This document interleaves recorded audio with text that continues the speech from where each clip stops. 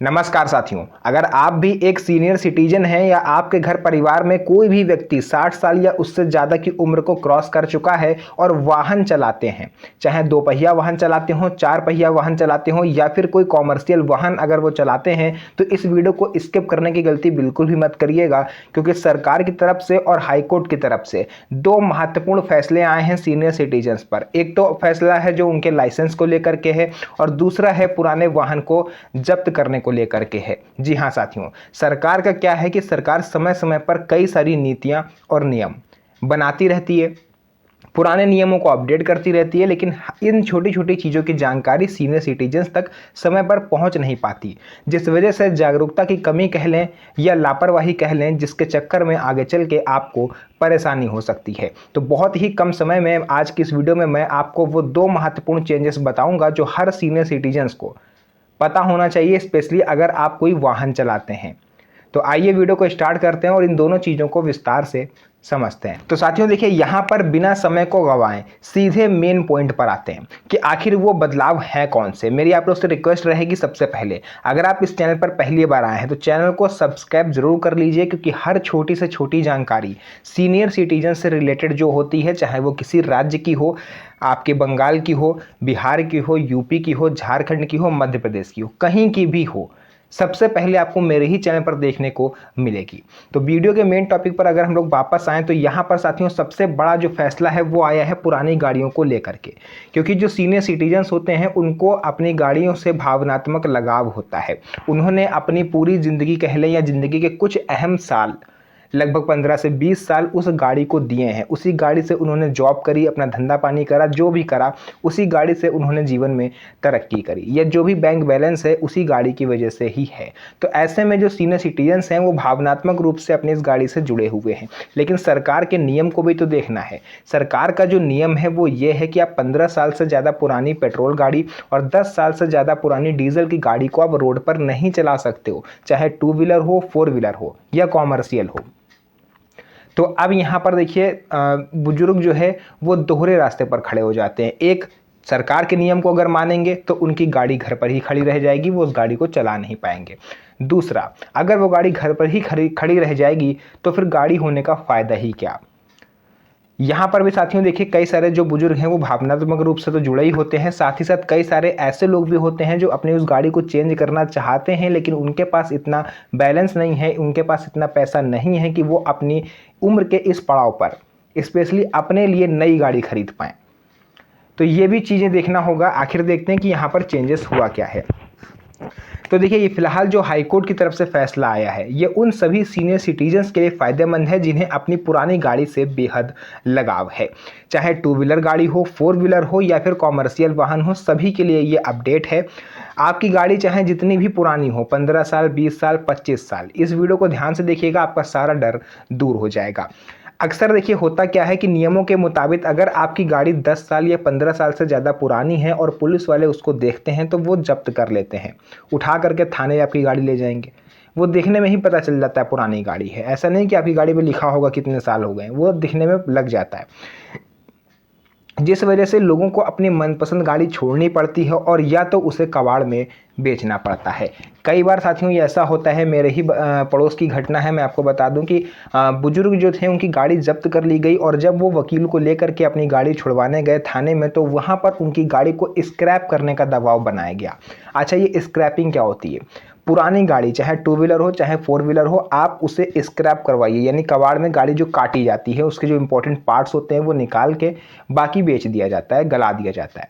या अगर आप वो चीज़ करवाते हो तो उसका आपको एक सर्टिफिकेट मिलेगा कंपनी की तरफ से, और सरकार ऐसा कहती है कि जब आप नई गाड़ी लेने जाओगे कोई भी, तो वो आप स्क्रैपिंग का सर्टिफिकेट दिखाओगे तो हम आपको 10 या 20% तक डिस्काउंट दे सकते हैं या सब्सिडी दे सकते हैं, है ना। तो इसलिए पुलिस वाले क्या करते हैं, आप पर स्क्रैपिंग का दबाव बनाते हैं कि ये गाड़ी पुरानी हो गई है, रोड पर चलने लायक नहीं बची। इसी को लेकर के दिल्ली हाई कोर्ट के फैसले और पुराने वाहनों से जुड़े नियमों को समझना जरूरी है। अब आप में से बहुत से लोग सोच रहे होंगे कि ये मामला तो दिल्ली से रिलेटेड है, तो हमारे बिहार या यूपी से इसका क्या मतलब। तो देखिए, मैं आपको बता दूं कि ये जो फैसला आया है ये पूरे देश के बुजुर्गों के लिए है। ऐसा बुजुर्ग क्या, सभी उम्र के लोगों के लिए। अगर आपकी उम्र 30 साल भी है और आपकी पिताजी की मोटरसाइकिल है और आपका उससे भावनात्मक लगाव है, आपका उससे जुड़ाव है कि ये हमारे पिताजी की विरासत है, उनकी निशानी है और हम इसी से चलेंगे, तो ये आपके लिए भी है। ऐसा नहीं कि केवल सीनियर सिटीजन्स के लिए है, लेकिन प्राथमिकता सीनियर सिटीजन्स को मिलती है गाड़ी को वापस करने को लेकर के। तो अगर आपकी गाड़ी पुरानी होने की वजह से जब्त हो गई है तो वो अब आपको वापस मिलेगी। दिल्ली एनसीआर या पूरे देश में पुरानी डीजल और पेट्रोल गाड़ियों को लेकर के क्या नियम है? देखिए, कई वर्षों से हमारे देश में प्रदूषण को नियंत्रित करने के लिए 10 साल से अधिक डीजल की गाड़ियां और 15 साल से अधिक पुरानी पेट्रोल की गाड़ियों पर पूरी तरह से पाबंदी है। देश के अलग अलग राज्यों में पुराने वाहनों को लेकर के अलग अलग नियम हैं। कई जगहों पर लोगों को पुरानी गाड़ियां इस्तेमाल ना करने के लिए प्रोत्साहित किया जाता है और अगर कोई व्यक्ति अपनी पुरानी गाड़ी को स्क्रैप करवाता है और नई गाड़ी खरीदने जाता है तो उसे कुछ छूट सरकार देती है, जैसा कि मैंने अभी आपको बताया, वही इस आर्टिकल में भी लिखा है। लेकिन यहाँ बात केवल दिल्ली की नहीं हो रही है, यहाँ बात हो रही है पूरे देश के नागरिकों की।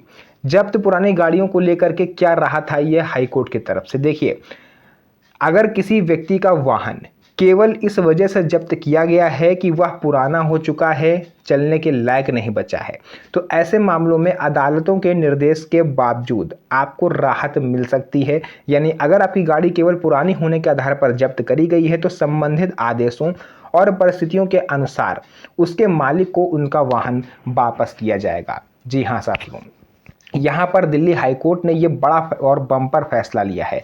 एक बुजुर्ग थे, उनकी गाड़ी जब्त करी गई थी तो उन्होंने दिल्ली हाईकोर्ट का दरवाज़ा खटखटाया। उनका कहना ये था कि जब मेरी गाड़ी, मैं मानता हूँ कि गाड़ी उनकी 20 साल पुरानी थी, लेकिन उनका भी कहना अपनी जगह पर सही है कि हमारी गाड़ी भले चाहे टू व्हीलर थी, भले चाहे 20 साल पुरानी है, लेकिन कोई व्यक्ति ये नहीं कह सकता, कोई मैकेनिक ये नहीं कह सकता कि गाड़ी में प्रॉब्लम है। उनका सब कुछ सही था, ना साइलेंसर ज़्यादा आवाज़ कर रहा था, है ना, और गियर वगैरह सब कुछ सही थे, ब्रेक वगैरह सब कुछ सही थे, टायर हो गया, मतलब हर तरह से, ना तो गाड़ी ज़्यादा पॉल्यूशन कर रही थी, सब कुछ फिट था। गाड़ी के कागजात पूरे थे, गाड़ी देखने में भी बढ़िया थी और उसके पार्ट्स और फंक्शनिंग भी एकदम बेसिक थी जैसी होती है। तो किस बेस पर गाड़ी उनकी उठाई गई ये पुलिस वाले बता नहीं पाए और उनकी गाड़ी को वापस किया गया। और ये फैसला नाज़ीर बना उन सभी लोगों के लिए जिनकी गाड़ी सिर्फ पुरानी होने की वजह से जब्त हो जाती है। साथियों, गाड़ी चाहे 20 साल पुरानी हो, 25 साल पुरानी हो, अगर आपकी गाड़ी फिट एंड फाइन है, सारे फंक्शन उसके पर्टिकुलरली वर्क कर रहे हैं, तो आपकी गाड़ी को कोई भी पुलिस वाला जब्त नहीं कर सकता। और अगर जब्त हो गई है तो आप उसे आरटीओ से छुड़वा सकते हो। इसके अलावा देखिए, मैंने आपको बताया जो आरटीओ में आप जाओगे वो गाड़ी वापस लेने, तो इसमें सीनियर सिटीजन्स को प्राथमिकता मिलती है अगर उनकी गाड़ी है। पुरानी गाड़ी लेकर सीधे सड़क पर ना निकले। यहाँ एक बात आपको बहुत ध्यान से समझनी है। इसका मतलब ये बिल्कुल भी नहीं है कि आप 20 साल या 30 साल पुरानी कोई भी गाड़ी लेकर के आसानी से सड़क पर निकल सकते हो। बहुत ध्यान से सुनिएगा, वाहन की फिटनेस, प्रदूषण प्रमाण पत्र और दूसरे दस्तावेजों से जुड़े नियमों का आपको पालन करना होगा। अगर आपकी गाड़ी फिट है और उसके सारे ज़रूरी कागजात आपके पास हैं, जैसे पीयूसी, डीएल वगैरह सब कुछ, तो आप आसानी से उसको लेकर निकल सकते हो। इसलिए किसी भी पुराने वाहन के मामले में अपने राज्य और स्थानीय परिवहन के नियमों को ज़रूर जानें। तो ये तो हो गया हमारे जो बुज़ुर्ग हैं या फिर जो भी लोग हैं उनकी पुरानी गाड़ी को लेकर के नियम। अब यहाँ पर हम बात करने वाले हैं सीनियर सिटीजन्स को पुरानी गाड़ी से फ़ायदा क्यों हो सकता है।